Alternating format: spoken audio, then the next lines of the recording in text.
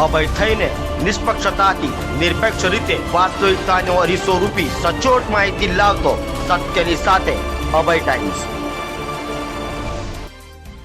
ગુજરાતમાં પડી રહેલા ધોધમાર વરસાદ વચ્ચે એસટી સેવાને અસર પડી રહી છે। સુરતથી ઉપડતી 70 બસો રદ કરવામાં આવી છે।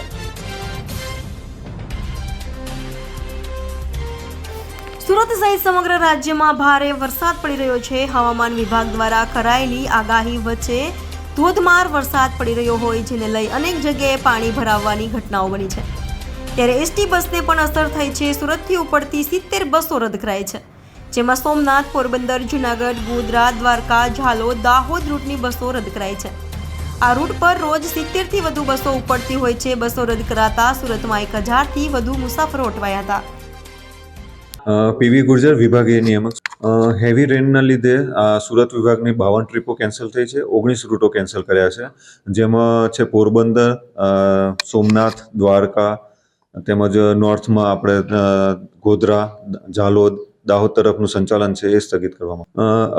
રેનના લીધે અગમચેતીના ભાગરૂપે આ સંચાલન બંધ કરવામાં આવેલું છે, અને અત્યારે આશરે 500થી 1000 પબ્લિકનો જે એમને મુસાફરી કરી શક્યા નથી, પરંતુ આ જે હેવી રેન છે અને અગમચેતી ભાગરૂપે મુસાફરો પાણી ઓછું થાય અને સંચાલન ચાલુ થાય પછી મુસાફરી કરે એવી વિનંતી છે। હાલમાં આ જે 19 રૂટો છે એના ઉપર બંધ કરેલું છે। જેવું વહીવટી તંત્ર દ્વારા જણાવવામાં આવશે કે રૂટ ચાલુ થઈ ગયા છે પછી સંચાલન ચાલુ કરવામાં આવશે।